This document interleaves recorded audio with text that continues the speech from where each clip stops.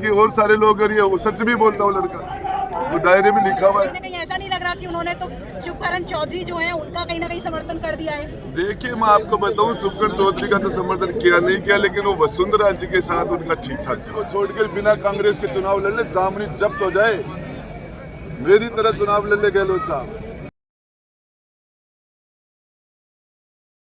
नमस्कार, मैं रतन सिंह, स्वागत है आपका खबरी मीडिया पर। आज पहुंचा उद्योगवाटी विधानसभा के गुड़ा गांव में। यहां पर नागरिक अभिनंदन रखा गया है राजेंद्र सिंह गुड्डा के द्वारा।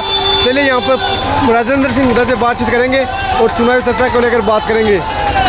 जब लाल डायरी का जिक्र आता है तब गुड़ा गांव का जिक्र भी जरूर आता है, क्योंकि राजेंद्र गुड़ा यहाँ के निवासी हैं और राजेंद्र गुड़ा हमारे साथ हैं, उनसे सीधी बातचीत करते हैं। गुड़ा साहब, अभी आप भी कह रहे थे कि लाल डायरी की वजह से गुड़ा गांव को आपने इतना फेमस कर दिया है कि अब तो बीबीसी भी जो है वो यहाँ पर आ गई है। देखिए, लाल डायरी का मामला है कि 45 साल गहलोत साहब का राजनीतिक जीवन हो गया।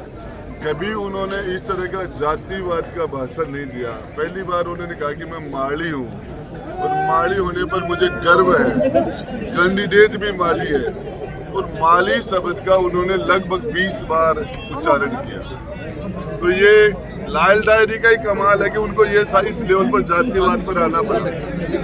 आज तक गहलोत साहब ने अपने राजनीतिक जीवन में किसी क्षेत्र को गोद नहीं लिया। मेरे विधानसभा क्षेत्र को गोद लिया उन्होंने। अब तो ये जिस दिन गहलोत साहब अब सवरा शायद और आ रहे हैं, मैंने सुना है, तो आएंगे तो 2-4 पन्ने लाल डायरी के और आएंगे। गुड़ा साहब, गहलोत जी ने ये भी कहा था कि माली का कर्तव्य होता है, वो फूलों की रक्षा करते हैं, पत्तियों से प्यार करते हैं। तो कहीं ना कहीं ऐसा नहीं लग रहा कि उन्होंने तो शुभकरण चौधरी जो है उनका कहीं ना कहीं समर्थन कर दिया है। देखिए, मैं आपको बताऊं, शुभकरण चौधरी का तो समर्थन किया नहीं किया, लेकिन वो वसुंधरा जी के साथ उनका ठीक ठाक था। और इस मामले के अंदर गहलोत साहब है ना, वो फूलों की कभी रक्षा नहीं करते। मैंने उनकी बहुत मदद की है, बहुत मदद की। 2 बार मैंने 6 MLA उनको दिए, सरकार के टाइम उनकी मदद की। और उन्होंने मुझे दूध से मक्खी की तरह निकाल के 1 सेकंड में बर्खास्त कर दिया। वो मेरा इस्तीफा मांग लेते, रिजाइन ले लेते, मुझे सुनने का मौका ही नहीं दिया। मैंने क्या 13 सेकंड महिलाओं के लिए कहा था कि अपने गिरेबान में झांको। तो मैं जहाँ तक समझता हूँ, गहलोत साहब के बारे में तो उनके सुपुत्र वैभव गहलोत ने कहा है कि मैं लिख के देता हूं कि मेरे पापा सरकार रिपीट नहीं कर सकते। तो उसका बेटा कह रहा है। बाकी और सारे लोग अगर ये वो सच भी बोलता हूँ लड़का, वो डायरी में लिखा हुआ है। और इस मामले में आपको बताना चाह रहा हूँ, PR चौधरी, PR मीणा, उसकी खान फॉरेस्ट में हो जाती है जब वो सचिन पायलट साहब के साथ होते हैं, और गहलोत साहब के साथ होते तो फॉरेस्ट वो लीगल हो जाती है। तो इस तरह गहलोत साहब ने जितने काम किए डायरी के अंदर उसका लंबा चौड़ा खाका है। गुड़ा साहब, यही वो जगह है जहाँ पर CM गहलोत आए थे आपके बेटे के जन्मदिन के कार्यक्रम में, और उन्होंने कहा कि गुड़ा की वजह से मेरी सरकार बची। अब ऐसा क्या हो गया कि आप उनके खिलाफ बोल रहे हैं, वो आपके खिलाफ बोल रहे हैं? भूल गिर गेल का दिन भूल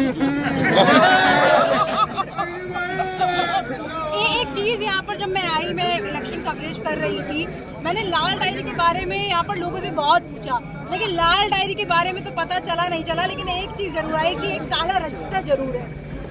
देखिए, मैं आपको एक बात बता देना चाहता हूँ, ये शेखावाटी के अंदर, शेखावाटी जहाँ पढ़ा लिखा जिला है, ये राजस्थान में महिला शिक्षा में हमारा झुंझुनू जिला नंबर 1 पर है राजस्थान। और यहाँ एजुकेशन में हो चाहे सेना में, इस जिले का बड़ा नाम है। और मैं आपको बताना चाह रहा हूँ, यहाँ बिना जाति के, बिना पार्टी के, बिना परिवार की पृष्ठभूमि के अंदर यदि मैं मैदान में हूँ तो जनता की कसौटी पर 100 बार खरा उतरता हूँ। आज कोई लोगों को, गहलोत साहब सरदारपुरा को छोड़ के, और जिस कॉन्स्टिट्यूंसी में माड़ी नहीं हो, उस कॉन्स्टिट्यूंसी को छोड़कर बिना कांग्रेस के चुनाव लड़ ले, जामनी जब्त हो जाए, मेरी तरह चुनाव लड़ ले गहलोत साहब। मेरा समाज मेरी जाति बड़ी जाति नहीं है यहाँ। बिना अपनी जाति के वो सरदारपुरा से चुनाव लड़ते, मेरी तरह फ्री स्टाइल में चुनाव लड़के दिखाए उनकी जननायक, लोकप्रिय, बाजीगरी सारी चोटियां सामने आ जाएगी। अभी यहाँ जिस तरीके से उन्होंने सीएम साहब ने भाषण दिया यहाँ कि कॉलेज मैंने बनाई, स्टेडियम मैंने बनाया, नगर पालिका बनाई, वगैरह वगैरह वगैरह। अरे सीएम साहब, बजट आपने पेश किया तो आपने बनाया, लेकिन उसके काबिल आपको किसी ने बनाया? खैरात दिए क्या? भीख दिए क्या आपने? हमने आपको 6 MLA दिए थे, आपकी सरकार लंगड़ी थी। आपकी लंगड़ी सरकार को हमने मजबूत बनाया, एक फैसले करने के काबिल हमने बनाया। आपने खैरात थोड़ी दी है। इस तरीके से वो बात कर रहे हैं कि खो का बांध मैंने बनाया। अरे तो आपको तो पता ही नहीं खो कहाँ है। आपको पता है कि खो गाँव कहाँ है, बांध कहाँ है, किसने बताया?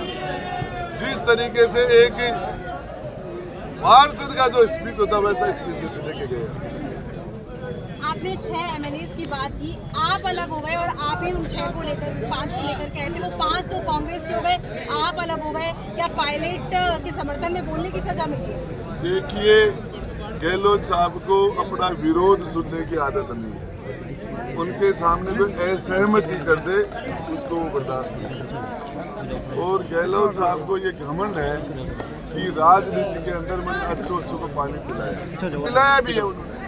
बलराम जाखड़, नटवर सिंह से लेके मदेना, मिर्जा, महरिया, ओड़ा, अच्युतन माथुर, हरदेव जोशी, नवल किशोर शर्मा, चंदनमल बैग, खेत सिंह राठौर, गुलाब सिंह सत्तावत, इन सारे नेताओं को उन्होंने पानी पिलाया। वो धारीवाल कह भी रहा था।